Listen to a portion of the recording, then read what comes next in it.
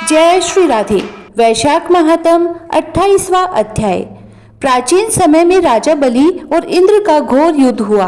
इंद्र बलि को जीत फिर पृथ्वी पर उत्थे ऋषि के आश्रम में गया। वहां जाकर उसके मंदगामिनी गर्भिणी पत्नी को सोते हुए देखकर इंद्र काम के वशीभूत हो गया, लेकिन गर्भस्थ बालक ने उसे रोक दिया, जिससे इंद्र क्रोधित हो गया और शिशु को श्राप दिया कि तू इस कर्म के करने से जन्मांध हो। फिर ऋषि के श्राप से डरकर इंद्र वहां से भागा और उसको भागते देख ऋषि शिष्य हंसने लगे। वह लज्जा के मारे मेरु पर्वत की कंदरा में जा छिपा और वहां बैठकर तप करने लगा। जब इंद्र कंदरा में छुप गया तो राजा बलि ने अपने गुप्तचरों द्वारा सब बातें जानकर स्वर्ग पर आक्रमण करके अमरावतीपुरी को घेर लिया और देवता व दिक्पालों की सब विभूति को अपने अधीन कर लिया और देवताओं का सब राज्य भोगने लगे। तब अग्नि आदि सब देवता दैत्यों से दुखी होकर बृहस्पति जी के पास गए और उनको सब वृत्तांत सुनाया और कहा कि राजा बिना हम सब देवता अनाथ हो गए हैं, सो आप विचारिए कि स्वर्ग के राजा इंद्र कहाँ गए और कब आएंगे।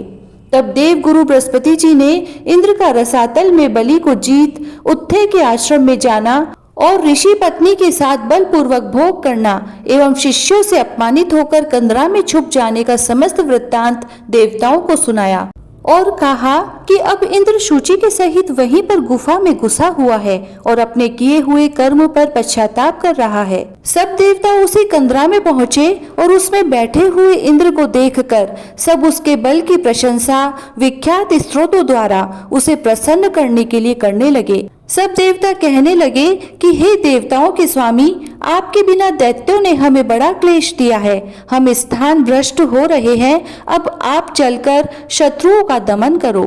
इंद्र कहने लगा, पर स्त्री गमन के दोष से मेरा बल, यश, मंत्र शक्ति, विद्या शक्ति सब नष्ट हो गई, इसी कारण मैं यहाँ छुपकर निवास कर रहा हूँ। इंद्र की यह बात सुन सबने इंद्र को बल देने का विचार किया। बृहस्पति जी ने कहा कि हे इंद्र, अक्षय तृतीया को जिसमें स्नान दान आदि से मनुष्यों के हजारों पाप नष्ट हो जाते हैं और बल, वीर्य तथा ऐश्वर्य बढ़ता है, इससे तुम इस दिन स्नान आदि करो। बृहस्पति जी के ऐसे वचन सुनकर इंद्र ने अक्षय तृतीया को स्नान दान आदि वैशाखोक्त धर्म किया। इस भक्ति को देने वाले धर्म कार्य से उनके बल सब पूर्ववत बढ़ गए तथा पर स्त्री गमन दोष भी नष्ट हो गया। तब वह पहले के जैसा हो गया और दैत्यों को जीतकर उसने अपना अधिकार प्राप्त कर अमरावतीपुरी में प्रवेश किया। तभी से यह अक्षय तृतीया जगत में प्रख्यात है। 28वां अध्याय समाप्त। जय श्री राधे।